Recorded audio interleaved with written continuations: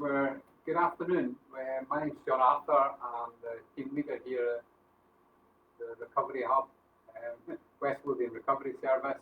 You can see how much I've planned for this. We've got some people here today, and we're practicing social distancing. We're doing all the malarkey. So we can just introduce ourselves. Our microphones went down at the last moment, so if it seems like we're shouting, we probably are. But let's just go round. So starting to the back, there's myself, John Arthur, through the wall to me here. Hi guys, I'm Dave. I'm the volunteer coordinator for the West Lothian service. Thank you very much. And sitting to my front left is... Hi, I'm Stacey. I'm a volunteer mentor. And front right. Hi, my name's Mark Vance. I'm the locality manager in West Lothian. So listen, thank you so much for joining us. This is going to be up, I think. Who you can see is the background, the production team, consisting of Amy, who's going to be taking your questions and feeding them over to us, or anything interesting that's popping up. We do have some questions already that people have sent in, colleagues from other services, as well as service users. So they might well be coming in during the broadcast as well. Then we're going to put the film of it up. We'll just put that up on the Facebook page as well, so you can watch it, or people can watch it at a later date. So that's the idea. The idea came about from, we were going to do a question and answer session for our volunteers and peer mentors and stuff like that. But it seemed to make sense to open it up because there's been quite a lot of changes in West Lothian, not least through COVID, but also services have changed a wee bit. So I've got a list of the questions. In fact, all my colleagues here have got a list of the questions, so we might just pass it around to answer the different questions, and we might all chip in as well. So it might go really well, guys. It might go really. Yeah, it might go. It'll go how it goes, I'm sure. So Dave, do you want to start us off with that first question from Heather? So, question from Heather: can we have daily tips on how to stay sober or in recovery, etc., in the lead up to the holidays and after? So, I think absolutely, Heather, a great idea. Because you put your question in earlier, we got a chance to think about it, and I think we're going to try and do one as of today, and we'll run it as 25 tips for Christmas, an advent calendar of recovery tips. So they'll probably take form in maybe a short video in the morning or a post with suggestions on how to keep safe and maintain your well-being and ultimately your recovery. So thanks very much, great idea, and we're definitely going to follow through with that. Yeah, I think that is a really good idea, and I think again for our service users, we could probably put out. We've got service users and volunteers WhatsApp group as well, so it can go out in that, and it doesn't matter if you get two posts into that kind of thing as well. It sometimes catches you at different time, and I think it's a brilliant idea. Stacey, what your thoughts on that? Yeah, I think it's a great idea to have a daily tip, a daily reminder of what we could be doing, because it doesn't matter how long clean you get. I think, to go back to basics and remember that stuff's always good for you. So yeah. Thanks, Mark. Any other comments? I would just say that obviously this time of year can be very difficult for a whole host of different reasons, and having some tips and techniques I think would be really invaluable for folk at this time. That's good. So thanks very much for that, Heather. That was really good. One of you guys want to go with the next one? So this question came in from Graham. Unfortunately, he's not going to be able to attend the drop in, but he wanted to put a couple of questions in. And he's asking, do we have any plans for physical activities, be it exercise or a more holistic whole person activity in the future? So I'll pass that one over to you, John. Thanks, Dave. Hi. We do. We have got some ideas for walking groups. Obviously, we do the yoga and the recovery yoga once a week, but that's then filmed, and people tend to do it in the morning rather than when I film it at night. So some of the feedback I've had is that people do it either at night or early in the morning when the belly's empty is a good time to do it. But yeah, definitely. I mean, our plans before lockdown were to do nutritional cooking. So again, brain recovery can take some time to happen once you come off the substances or when you're reducing the substances. So what you eat very much has an impact on your health. So we're looking at that in a kind of whole person, as well as our cognitive smart groups, our foundations of recovery, all these kind of things. So that a holistic health approach to it. Gary was talking about the kind of a running group again. So these things are all we're desperately keen to get up and moving with them again. And at the moment, anybody wants to do anything like that, you can absolutely do it online. There is so if you're online, and we can even help with that. So we've been doing that throughout the pandemic as well. At least since June, we have been providing people with the means to be able to connect to the internet for meetings, for to do online physical fitness. There's tons and tons and tons of stuff on YouTube and other channels for recovery. So yeah, we're up for that. I suppose what I could say with that one. Yeah. Anybody? Anything else? Okay, we've just seen a question from Paul. Hi Paul, good to see you. And you're asking if we're any further forward with a rambling group. Again, it's a great idea. Just getting out some low impact physical exercise. It's good for your recovery, connecting with other people. We have been hesitant about this just to keep everyone safe, but we're definitely planning to do something along those lines in the new year, hopefully weather permitted. So watch this space. Mark, what do you think about that kind of idea as well? Again, it's it's linked to recovery. I think getting out and about and getting walking, any kind of physical exercise, even getting out into green places, is very good for the mental health, and it's been proven to be so. Personally speaking, if I go out for a walk, whether it be on my own or with someone else or with the dog, always come back feeling refreshed and feeling quite ready to go on with the day. So I think any type of physical activity, particularly get out into green places, and there's a lot of that round about West Lothian that people can explore. So I think it's a really great idea. Stacey, any comments on that one? No, I feel exactly the same. I think if anybody is doing detox or withdrawing or in early days over the Christmas period, definitely try out yoga. It's something that I did in my early days.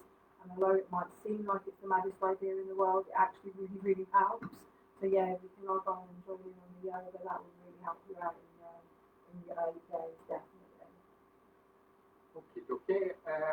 Yeah, I seen the word rambling, and I thought to myself immediately, and I wasn't thinking of getting into the wild. I was just thinking how much I've learned. Okay, so this next one came in from Graham as well, and it's quite interesting because what he was asking is that though I was disengaged with services, I was somewhat disappointed with the way that Cyrenians seemed to fizzle out and disappear. I find it strange and would like your thoughts on why a withdrawal phase is not available explicitly factored into the tendering process to ensure a smoother transition when the business shuts. It just seems at odds with years of talk of community and engagement, and I really get that. And it was really interesting because I was manager for during that transition, and there's a couple of things to say about that. It wasn't ideal the way there was a delay in the tendering process and then in the announcement of who had won, which shortened that time for transition from one to the other. Although saying that, it was really well done by both organisations. Cyrenians immediately met up with Change, Grow, Live, and that process started almost immediately when it was announced. So from internally, it seemed a much smoother process than it might have seemed, to somebody on the outside. And very little changed in terms of service delivery for that first 3-4 months, I would say. but during that time we were recruiting new staff, we were doing other things. So we get that there was a kind of transition period where people kept saying, well, what is that? What's happening? And we kept trying to keep on top of that with communications. But it was quite a challenging time for the staff team as well as the service users. We had to learn new systems, we had to learn new structures. So I really take it, what you were saying, on board. But Mark, you've been through a similar transition. Yeah, I mean, a tendering process is always very difficult. It's very difficult for service users when that happens to a service that they're familiar with. Very difficult for the folk that work within the service that's already carrying out that contract, but knowing that there's a tender process coming up. It's always tried to be made as smooth as possible, but there's a lot of uncertainty goes with these things as well. People start to worry about their jobs, and likewise service users start to worry about who they're actually going to be working with, who the service is, and if their treatment's going to continue. So as I say, there's a lot of uncertainty. It's not the best or most ideal process to fund services, but again, that's the process that we have, and we try and work with it as best as possible. I can only apologise on behalf of other services that have been at if anybody has maybe dropped off from their treatment, or maybe had a lapse or a relapse even during a period of handover to a new service. It's very, very unfortunate. It's not ideal. It's not how I would like to do things, but it is the way that funding actually works regarding the truck sector, which until that changes, it will be a continuation of that kind of process every so many years.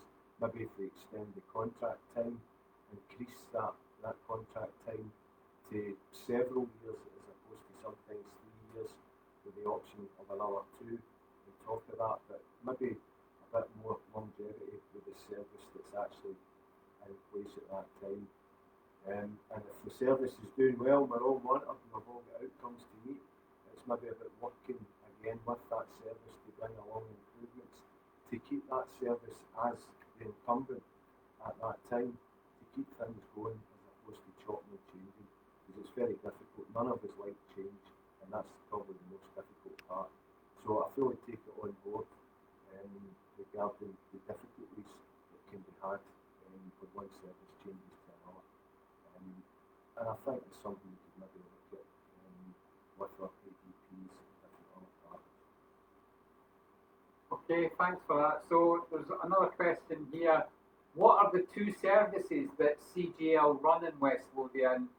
Because some people are not sure about what one does and what the other one does, and what is the criteria for each. Mark, are you? Well, I suppose if we look at the assertive outreach service, which is this assertive outreach and criminal justice service, basically that service was set up just over 3.5 years ago, and that was to help folk engage in treatment that had never engaged before, or people who continually disengage from their treatment path. Termed as hard to reach, so an assertive outreach service was brought in to actually go out and give people the best opportunity possible to actually engage with that service, but also as a pathway into other services within the partnership, and that includes community addiction service, which is NHS and social work, WellDAS, which is the counselling and psychology service in West Lothian, and obviously the recovery service as well. So basically the assertive outreach service works within the community, works within the hospital, works within the prison estate, and has an arrest referral service at the custody suite at Livingston Police Station. So it's about trying to break down as many barriers as possible as there is to coming into a service, making it as accessible for folk as possible. Before the pandemic, the assertive outreach would see people at home, in their cars, in the street, in a cafe, whatever was most convenient for that person. And we have clinics throughout West Lothian within the health centres and community centres. Obviously when the pandemic came along, things changed dramatically, and it was mostly telephone contact for a period of time. But now they're back out doing doorstep visits, walking talks, clinics. Almost all the clinics are back up and running for face-to-face contact with folk. We're not in the hospital for obvious reasons, but we do have our colleagues within the hospital, the drug and alcohol liaison nurses that we work closely with, so we still get referrals from the hospital. We're not face-to-face in the custody suite, but we do get referrals from the custody suite from the custody staff, officers within that, and the forensic nurses that work in the custody suite as well. Everywhere else we're out and about and trying to, as I say, make it as accessible for folk to engage with services as possible. We'll give people every opportunity to engage with the service. Recovery service is probably at the other end of that spectrum where folk are stable in their treatment. They may be on a substitute prescription. They may still be using, but if that's under a bit of control, they're very more than able and welcome to come along to the recovery service for all the activities that's available, and John will probably cover a bit more in the activities that's available. So the recovery services at the other end, we would be working with folk in a certified outreach service are probably most chaotic to get them through the system onto treatment and hopefully come out the other end to maybe even engage with the recovery service, maybe look at volunteering or mentoring, joining in with the groups, the community rehab groups, SMART, Coffee Club, whatever groups is available to them and whatever groups they would like to attend. So that's probably the ultimate goal, is to get folk into the recovery service. So as for folk that are stable, you don't need to be abstinent, but stable anyway in the recovery, and I'll probably handle it with John regarding that. Thanks for that, Mark. Yeah, the recovery service is seen as being, as Mark says, that kind of other end, where people might have come through a successful treatment period, and it could be either they're stabilised or they are abstinent, whatever their goals have been. And then we'll work with them on putting together recovery plans, we'll do assessments with them, we'll set up groups for people to be, because I think it's in the words of Johann Hari, the opposite of addiction isn't necessarily abstinence, the opposite of addiction is connection, and very often people have lost that. So how do you habilitate or rehabilitate people back into society when that's been a big part of your life? So that's a lot of what we do, and we do it in so many different ways. And you've heard some of them already. We try and make it as holistic as possible. And when the hub was open, we were running food. When people could come along of an evening, certain evenings we would run food. They could come in and attend the hub, drop in for teas and coffees, and we used to have lunches and stuff like that as well. So that thing about making connections, as well as running a structured recovery program, which is the Foundations of Recovery, which is a really, really good program as well. People can come on, and it's pitched at different levels for where people are, and they can progress through that. We've got volunteering opportunities, which I'm sure Dave and Stacey can tell you a wee bit more about. For people who want to go on and maybe want to work in this field or put something back or gain structure in their life. So we had to move everything online. Everything that we could move online, we've done that. We've done that quite early. And we are desperately keen to get back face-to-face groups. But at the moment, it's been deemed too challenging because most of the service users come from various parts of the West Lothian. And so to get them travelling on buses, to get them doing all that kind of stuff, would maybe put them at further risk. So as soon as we can, please believe me, we will be opening up again. That's a big part of what we do. The one-to-one work, you can see your worker, you can see the recovery coordinator in charge of your case face-to-face, doorstep, or by Zoom. So we're trying to manage all that stuff at the moment. And there's a question in which kind of comes to you and asking about, is there set times for the meetings that we do? Yes. And we push that up onto social media. We post it out to the service users physically by snail mail. And we try to get it to as many people as possible. So yes, there are regular meeting times and stuff, and you can find that. and we'll now have your contact, so we can send that out to you as well. I don't know if I missed anything, Dave and Stacey, or you want to pick up on that about the volunteering element as well. Yeah, I mean, I can jump in and volunteer. I'm going to be answering questions on that. We've got a few already logged. But with volunteering, from my perspective, it's not a continuation of your treatment, but it's a continuation of the journey. So we look at recovery as a journey, and it's moving on to the next phase. We have several options within the service that you can get involved in. While you're still actually using the service, you may still be trying to maintain that stability. It might be early doors. You can get involved as a service user representative and get to know your fellow service users and feed that back to guys like Mark and John and the executive team. They're really always interested in hearing what the service users want to say about the service so that we can make it better. So we need you to play an active role in that. Moving on, we have other opportunities, and we do it by role, so we're quite role specific. If you want to apply for a mentor position where you will be buddied up with somebody else and actually do some mentoring with them, help that person develop some life skills, be that friendly person who supports them in the community, get through doorways and share a bit of your life experience. That's an option as well. We are always developing new posts such as recovery support volunteers who can be active in the office. You can learn a bit more about the service, supporting your fellow peers to complete their recovery plans or carry out certain tasks, as well as other options. We're developing a peer naloxone program just now, and we're going to use people with lived and living experience to go out there and affect some change. We're at the early doors and some of the guys are just going through training, but we're hoping to launch that really soon and make a difference.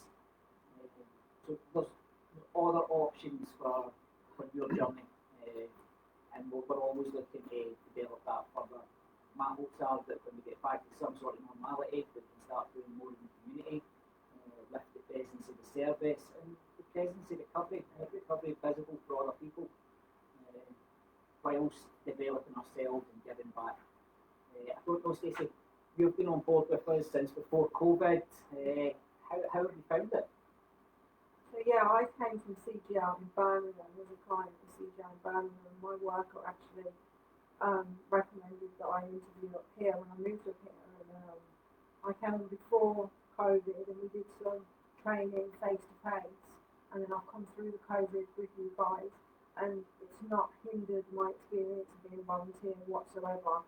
I've still been actively involved with the service. I'm actively involved with two of the groups, which I love doing. It's really been tailored to me. You know, what I could offer the service and what the service could offer me. Really it's just been a perfect fit for me. You know, it's been one of the best experiences of my recovery, if I'm honest. And I'm not just saying that because I'm sat surrounded by these guys, but it's the truth. It's been one of the best experiences I could have had. And I would definitely advocate it to anybody out there who's in sustained recovery, if they want to give something back. I know for me, like, I was so grateful for the treatment that I was given by CGL, and I just wanted to be able to give something back. And I'm really grateful for the opportunity to do so. And it's been great. It's been really, really good.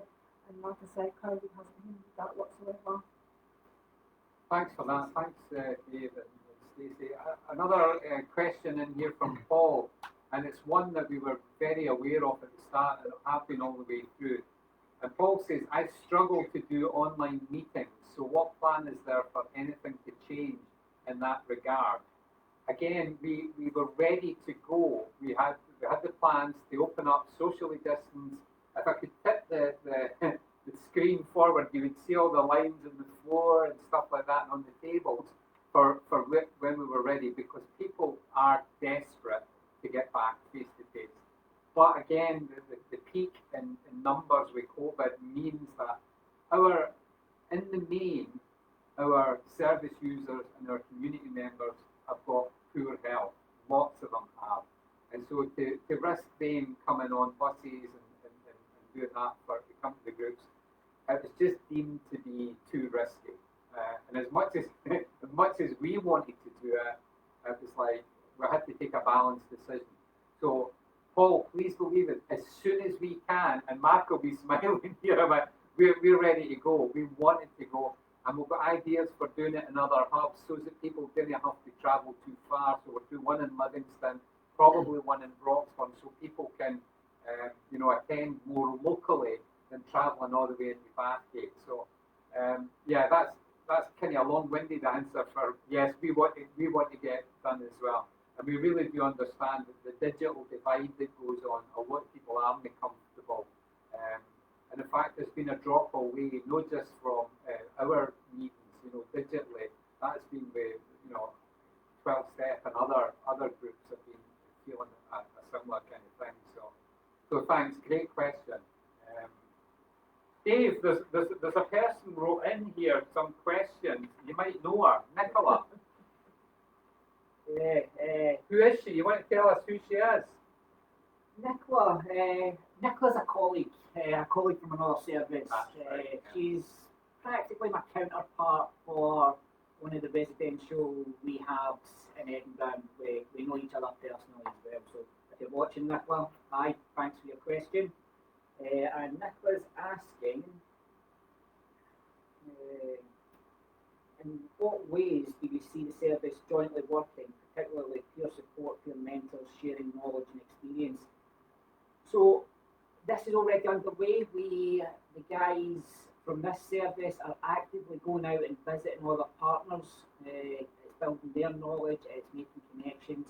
We want to support the people that are using services elsewhere. So if it's our colleagues in the criminal justice or the addiction services based in Livingston, Wellgas, if they have people that are looking for to access mentoring, we want to be there to help it. I suppose more along your lines, some volunteer sharing, I suppose, could be arranged, some work placements, upskilling my volunteers and your volunteers at the same time. So we're definitely looking at other options, and we would love to be involved in a pan-Lothian approach, building a good volunteer peer mentor network across the Lothians. It's the way forward. So that's one of your questions, Nicola. I hope that answers it. And you're also asking if there's opportunities for the elite peer supporters to access our CGL training. Yeah, we have done so in the past, back before COVID slowed us down. If we have spaces on our training, we are more than happy to let other services take up those spaces. Two of your guys attended previously a bounties training session, and I felt it went really well. It came with a different aspect, a different perspective, and it really added to the session. So definitely something we'd be looking to do again in the future. Happy to share learning and knowledge, and maybe we could do it in collaboration. I don't know, Stacey, do you think that's beneficial? Yeah, definitely. Having done training with different organisations, I definitely think that it would be good if we could mix it up a little bit, definitely. Yeah. And there's no reason why we can't co-opt peer mentors from treatment, peer mentors to this service.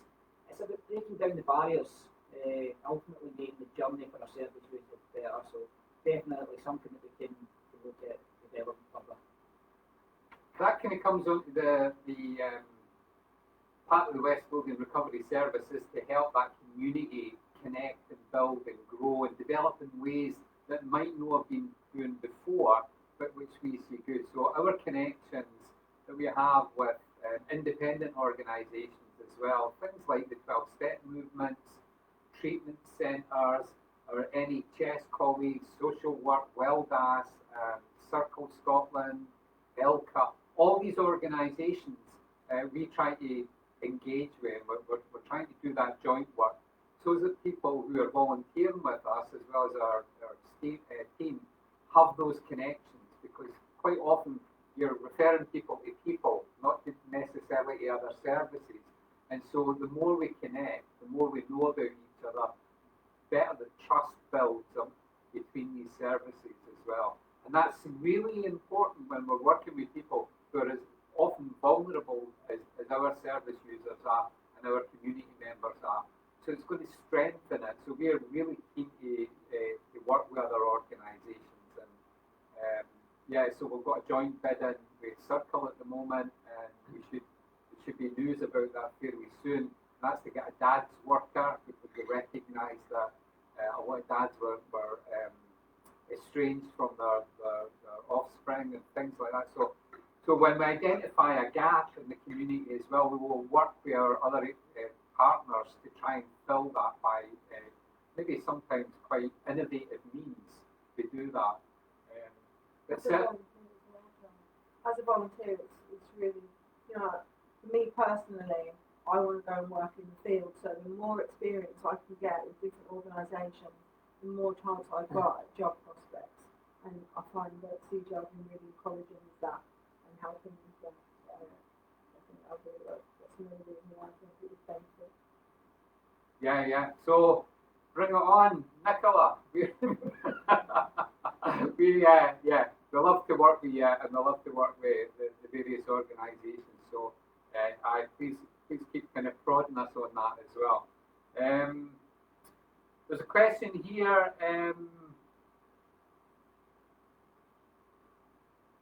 What do you do to tackle the awful stigma that there is around addiction? So just a kind of bit of context on that. We know that people feel stigmatized by being addicted to various substances, drugs or alcohol or whatever, and that society can look down on it. We understand that there's discrimination at an institutional level quite often on the kind of services that people can get or the way that they're treated when they go into services. So I suppose it's a good question for all of us. What do we do individually and maybe as services to kind of tackle that stigma? Anybody want to lead off with that? I suppose I would say regarding that, it's we're all human beings. It doesn't matter what the substance is, what the issue is. We are all human beings, and even for those who are not experiencing any difficulties with drugs or alcohol,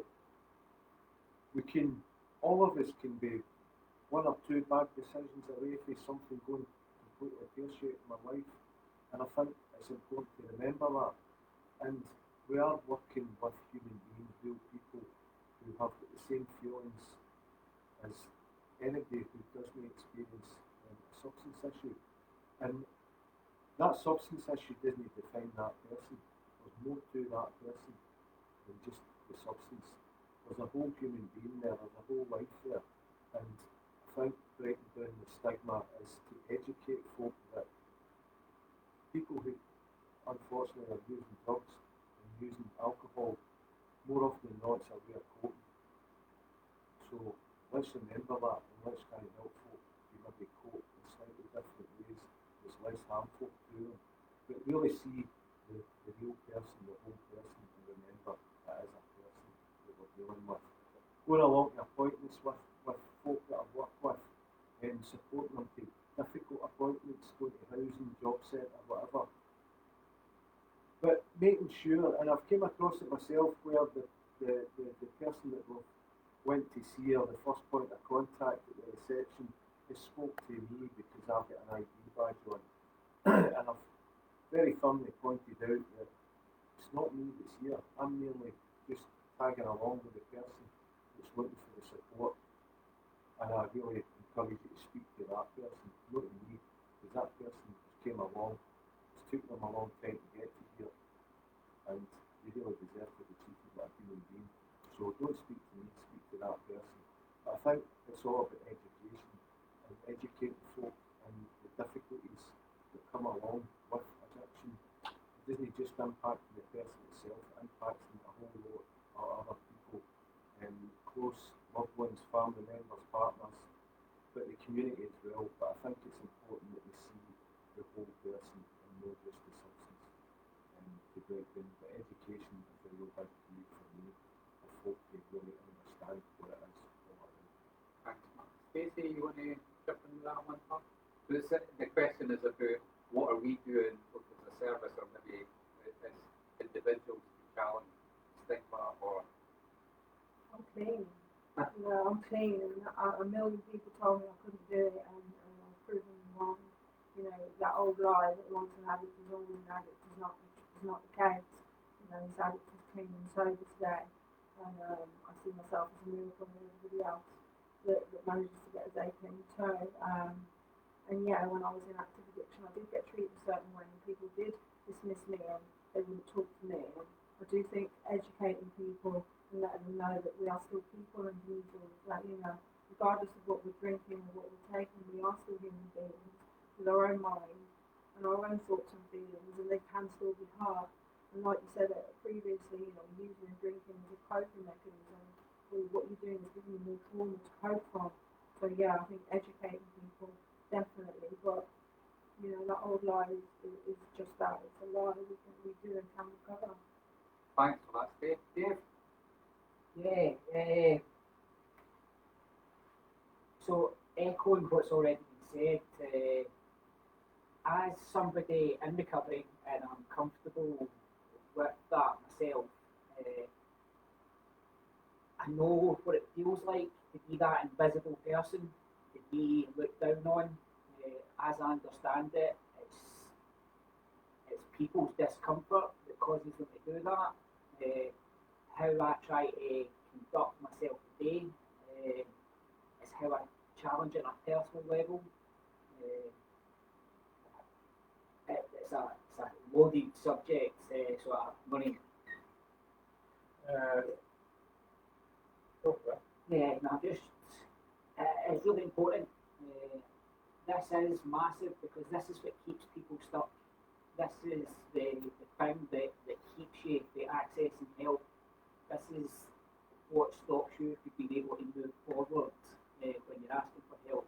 Those interactions, like Mark was saying, with receptionists on phone calls, when you already feel terrible about yourself and have society or the public add to that. So I'm okay with standing up and saying I'm someone in recovery and being that example. I'm not putting myself up as an example, but living as somebody in recovery and being okay with that on a personal level. At a service level, I think it's what we do to educate. It's about raising the profile of recovery, helping people understand the true nature of addiction, that it's not that people are bad, it's we make unhealthy choices for whatever reason brought us to that place, but that can be changed and we can make healthier choices and we can move on and we can return to a state of normality. It's raising the profile of recovery. There's the yearly recovery walks. It's publicising who we are. I mean, I think if you tune in tomorrow, there's a Red Talks, and I think Dr. Mogford explains it really well during that talk. But we all have a role to play. It's about, we can dislike the behaviour, but we can still love the person, and that's what people need, a bit of compassion. Yeah. Listen, I echo what everyone says so far. I suppose I'm more on the kind of Malcolm X side of things as well. I say we challenge it in the same way we challenge racism, in the same way we challenge misogyny, it's unacceptable behaviour to treat anybody different because they have some kind of addiction or dependency to substances. Beyond doubt, we now know what caused these addictions and behaviours, etc. And it's usually rooted in trauma, and it's usually rooted in what's happened to people, and they're using these things to cope. So, we have to treat people with compassion. We have to treat people, and we have to challenge it when we hear people who are not. We can't force people to be compassionate, but if they're public servants or working in this field or answerable to people, then we have to challenge it, and that's deeply uncomfortable. If you still live in a family that talks about going for a certain kind of takeaway meal, or running to the local kind of Asian store, it can be really uncomfortable because you've moved on from that. You've now got an understanding of what brings about addictions and that. And that these are human beings who could be our brothers and our sisters and our family. Almost everybody in Scotland has been touched with addiction, whether it's a family member, whether it's a colleague at work, or whether it's, you know, a loved one. So let's kind of get out of that stuff. Let's challenge it when we hear it. It is uncomfortable, and you know, it's going to want to be a kind of, you know, group. Being in a group where that kind of talk's going on, you might actually withdraw or whatever. But it's not going to go away until we really do challenge it and look at our own behaviours as well. Because mea culpa, you know, I can do that. I can be without thinking, you know, if I've you know, said something without really kind of judging what the impact might be on other people. So I'm up for being challenged as well, and I think that's a healthy approach. But thanks so much for that question. Okay, here's a question here. Do you have to inform social work if there's an issue with a parent's drug use, even if that's not affecting my kids? Okay. So I could answer. Mark, you want to start, or will I start? Or? I suppose, well, It's a tricky one. very tricky, but we have confidentiality in the work that we do, and without that confidentiality, it would be very difficult for folk to come through the service. But equally, in the same vein, there is a limit to that confidentiality. The agreement that we have with folk is that whatever they say, whatever they bring, is confidential unless there's a harm to self, others, or there's a child protection issue, i.e. a harm to child or children. And to be honest, if there was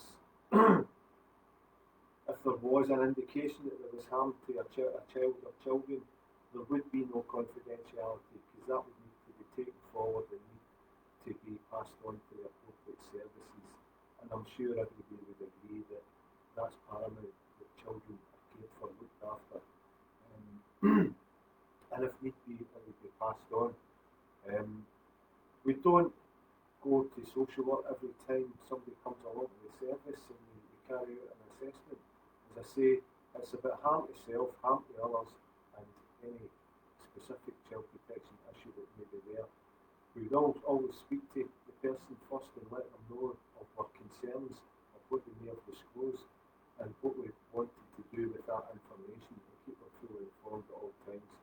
But if somebody comes along for an assessment, we do not pass all the details on to social work if there's kids at home, or if we contact with kids. We take a note of the kids and the ages of them, what that contact is, and certain details around about it. But if the worker is satisfied that there is no issue there, that doesn't go anywhere. It remains within the file. But if things change, yeah, we would have to go back and relook at that again. So it's not the case that everybody comes to us, we pass on information to social work, we don't do that. But we don't hide behind things either, or misconstrue things, nothing like that. We're open and honest in what we do, and we're open and honest from the outset. And if we continue to do that, people know what we're doing and why we're doing it. Yeah, absolutely. I work for the same organisation, so it's got exactly the same policies and principles. And again, it's coming to that place of compassion and looking to work with an individual in order to do that. And I would have to say, our social work colleagues in the Community Addiction Service, I know now, and I've worked with them for the last couple of years, and they're brilliant, they're lovely. The last thing they want to do is be whipping games away to anybody, things like that. So if it was the case, we would be looking at structured management of that, you know, if it was. And yeah, and I mean, it's been pointed out to me, children don't really have a choice in this matter. So we as adults all have to look at that and judge it fairly. And there's policies and procedures to help look after people, everybody that's concerned in that. So it's not a case of, immediately we notify, we look at the risk to both the child and the parent. So Anybody, anything to add to that? No? I think the question's already been answered by Mark and John. I suppose coming at it from a worker's perspective, it is that child's innocent in this and they have to be looked after. But we're always going to come at it with a place of supporting you to make that choice. So I won't sneakily call social work on you and have that as a surprise. I'll support you as best I can so that you're empowered in asking for help. And that's always going to go a long way. So it's the way that the process happens. As a volunteer mentor, I think if anyone was to mention to me that there was a child involved and they were using, I would always pass it on to their worker. So, and I would let them know beforehand that I was going to pass it on to their worker. I think it's important to remember as well, if in the unfortunate event social work did have to become involved for any reason, or were actually involved where the person came along to your services to be assessed. So if social worker involved, we would still be working with workers, we would still be working with that person. And it's again, as Dave said and everybody else has said, regarding support, continued support for the addiction and what's going on, but also support to any relevant meetings that may occur because of social work involvement, to support those people as clients. I think that's important to remember as well. So we still continue to work with folk and support them, and that's a big thing here. I'll just give a quick example of an experience. I worked with a person for quite a long time, and unfortunately, two children were taken into care for a period of time. But the parent and the partner worked very, very hard with social work, worked very hard with other services, including myself when I was involved. And the kids came back. The kids came back because the parents done absolutely brilliant. And it's really important to remember that as well. It's not that social work want to take folks' kids away and keep them away. We want them with the parents, but when the conditions and things are right and better. And that's absolutely fine. So we all work together in order for that to happen. Thanks everybody for that. That's good. I think that answers this one. So we've got another biggie for societal. It's not just West Lothian, but why is there so many drug deaths right now? Scotland seems to be the drug death capital of Europe. Why do we think that might be? Anybody any ideas on that? Yeah, that's a big subject, and there's so many elements involved in it. It's the population of drug takers are getting older. They have a number of health conditions that are complicated through years of addiction. In Scotland, we have a really high level of illicit benzodiazepines, which add a complicating factor. We know that the drug deaths over the last several years have been complicated by polydrug use. So that's, we're talking about your prescribed opiates, your illicit opiates, probably prescribed and illicit benzodiazepines, as well as gabapentinoids, alcohol, cocaine, that all play a role. And it's when people think they know what they're doing, what happened to me, they're susceptible to risk.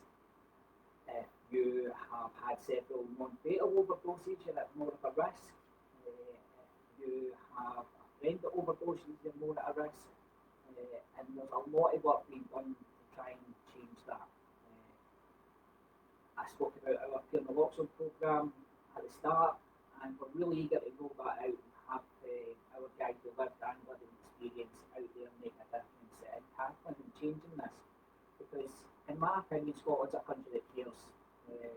It's unacceptable that we have the highest numbers in, I suppose, the Western Hemisphere and part of America, and there's work that has to be done, but there is things happening. The reasons being, personally, my opinion is probably the high rate of illicit benzos that are on the streets. They're a complicated factor. Yeah, I would agree with something else you said there. I think most are polydrug use, so it's a mixing of the various substances, a lot of them depress the central nervous system, so it stops you breathing, you can go into coma quite quickly.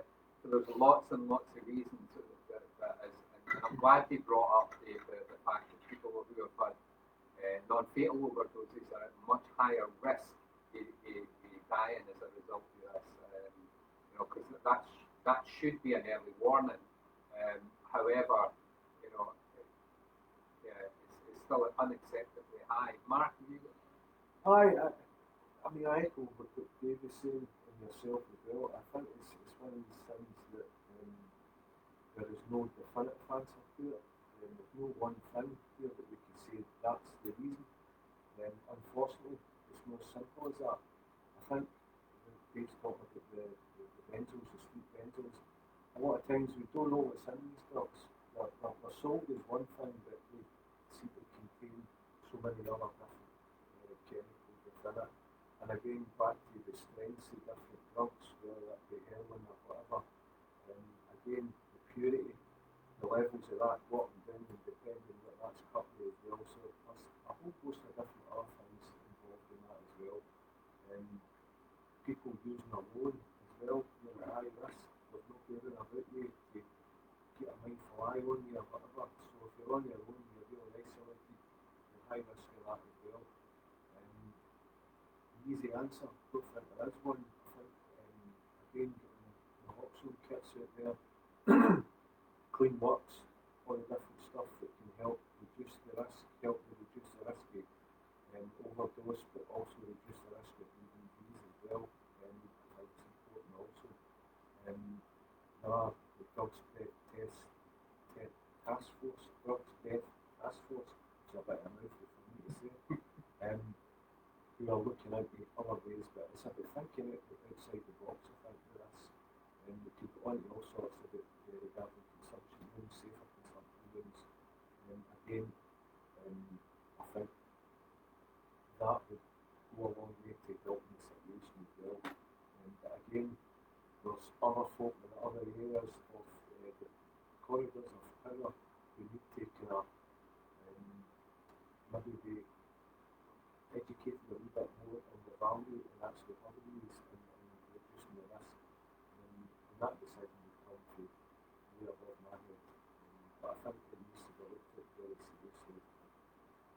thanks for that, Matt. Just before you move on, John, can I Stacey, you go first up. No, I've got nothing to add other than I'm just really glad to be part of the naloxone thing. Well, if you want, that was my next kind of join on question, was what is naloxone? We've mentioned it a few times today, and why is it important? So, really basically, guys, I'm not going to go all long-winded. Naloxone is a drug that will temporarily reverse the effect of opiates. We can train you or a family member, anybody, if you know anybody that's at risk of overdose, if it's you, if it's a friend, if it's somebody in the flat that you live in, please come and get a naloxone.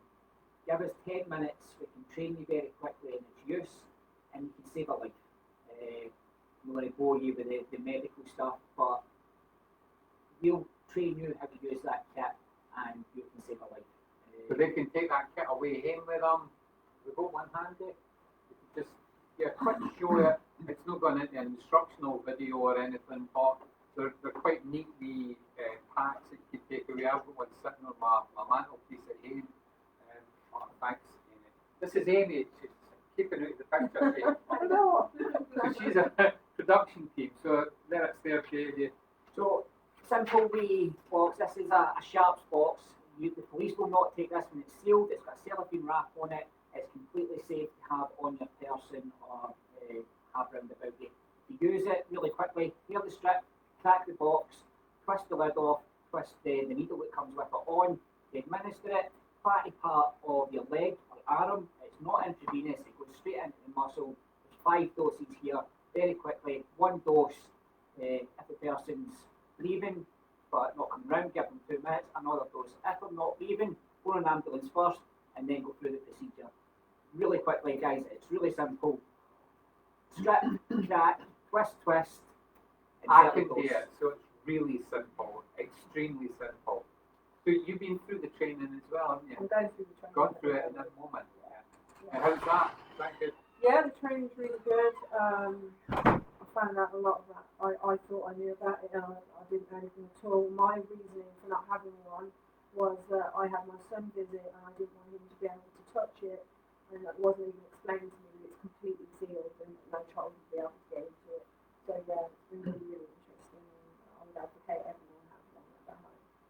If you've got any thoughts about it, you want to see more, go into YouTube and look at some of the North American police forces that have been using it recently, or certainly that.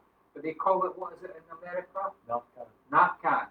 So you just type that in Narcan, and you'll see live footage with the body cameras.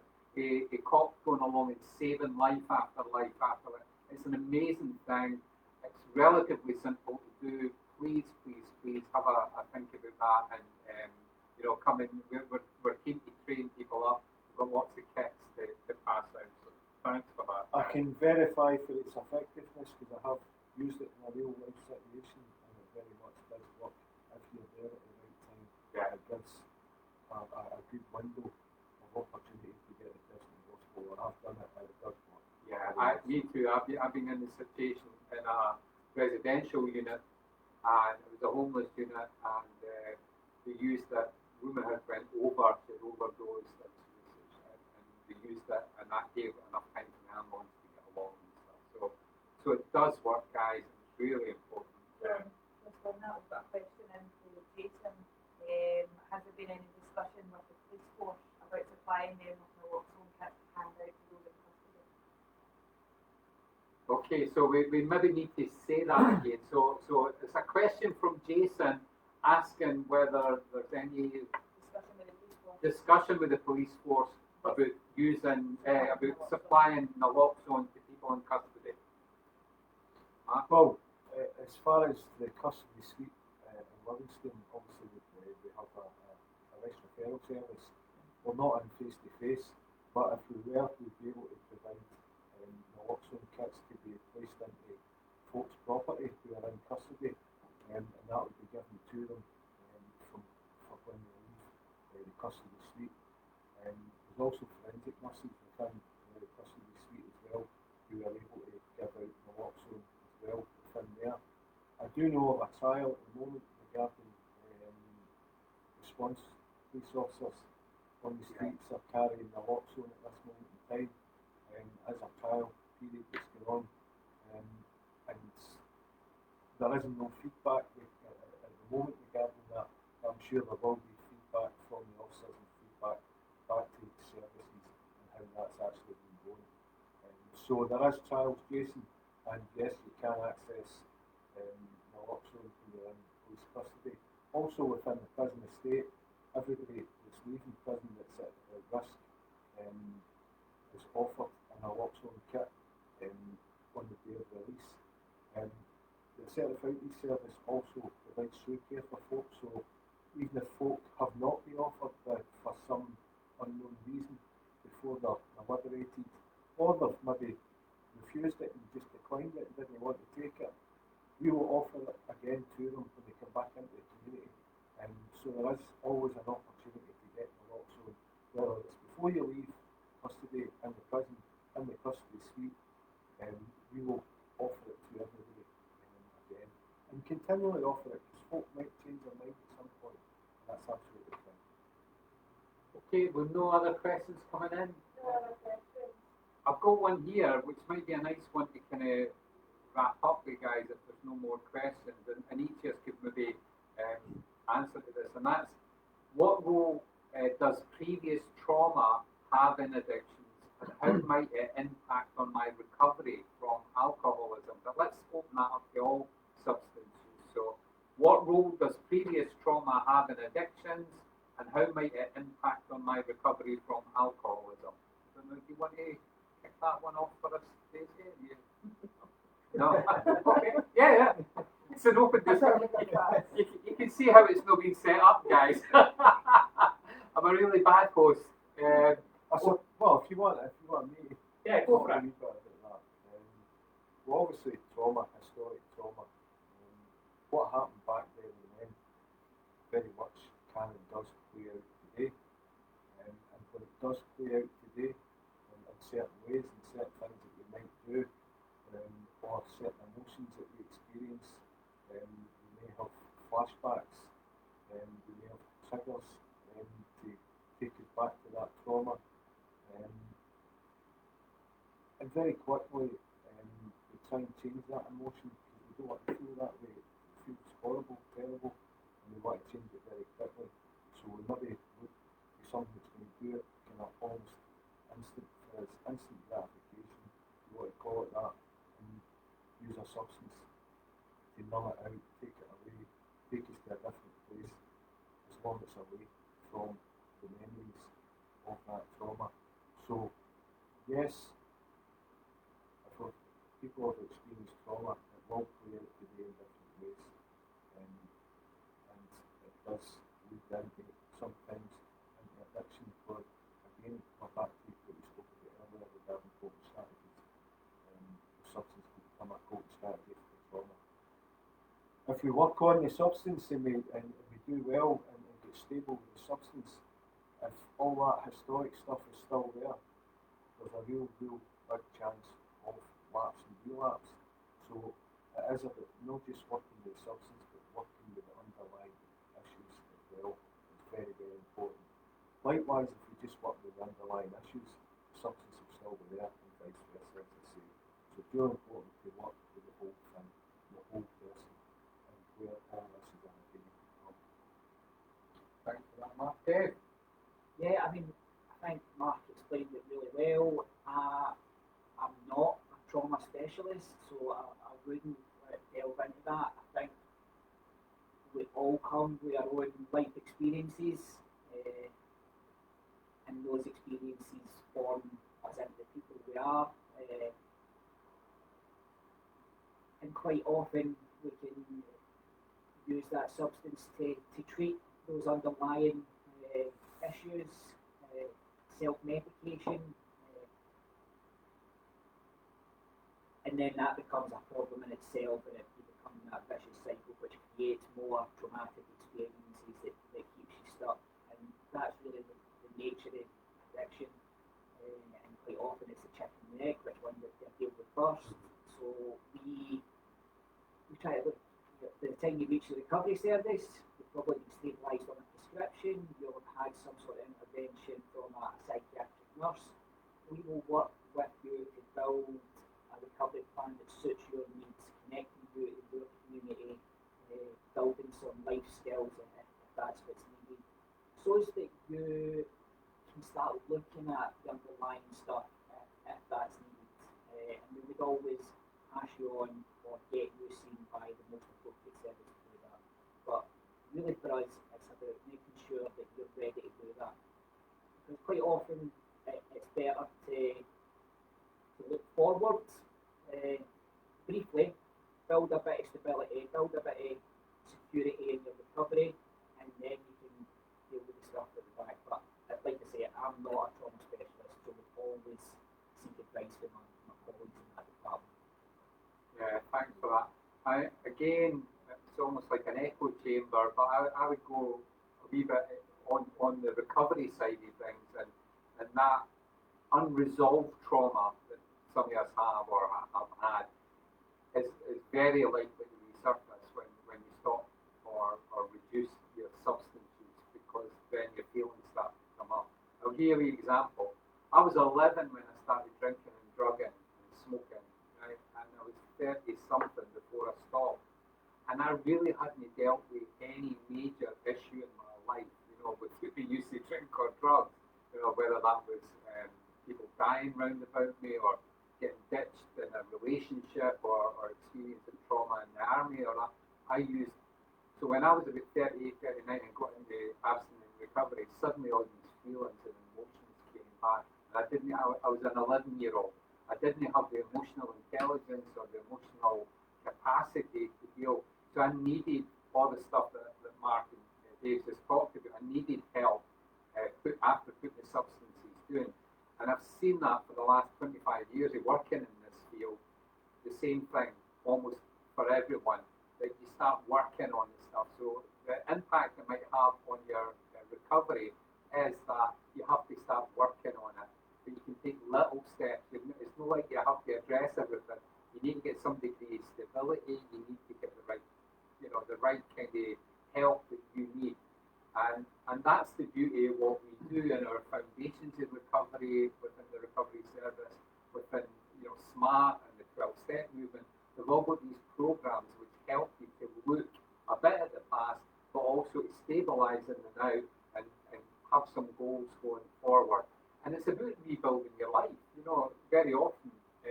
And we're all different and we'll all react to things differently. But thankfully, these recovery programs are really based on that. They're really quite broad and they can help an individual. And so if you didn't find one right away, work with your recovery coordinator or work with your social worker or your wellness worker, whatever, to find out what might work for you. Because we're all different and we're all different at different times as well. So the stuff that works for me today in dealing with emotional kind of pain or whatever wouldn't have been what I used way back then. You know what I mean? So it's about that you learn and grow and develop. So I think that's. I don't think we've got any more. We've got Just another one question. more thing. Claire had said that there's a Louis Theroux documentary on Netflix that's really helpful, and Delvina had asked what it's called. It's called Dark States. So Dark States, Louis Theroux. When's it coming on? It's on Netflix already. Oh, it's already on Netflix, so I use that are on that. But if you can't wait for that, or if you've not got Netflix, tune in tomorrow to the Red Talks when you hear Dr. Danny Mulford, who's the clinical lead for the community addiction service here in West Lothian, talking about this stuff as well. And I think it's a great interview, and I've been kind of pushing it forward. Everybody that's watched it has had good things to say about it, probably because I'm kind of leading it, and I've got that kind of quiet, unassuming nature. That kind of seems to work well in the Red Talk. So that's everything. I just wanted to thank everybody for being here today, and our backroom staff, Amy, and a hanger on just walked in, Pam, to have a wee look and see. Our nose was getting the better there, and Dave, Stacey, Mark. Thank you so much for joining us, guys. And any other questions, just ping a wee email to us or a message, and we'll try and get back to you with that. But thanks to everybody who put messages in, who watched this, and made it kind of worthwhile. So with that, goodbye. Thank you. Thanks. This is a bit somebody has to walk over and then switch off, and everybody's kind of uncomfortable till that happens. Yum, yum, yum. Wow. I'm sorry, but I just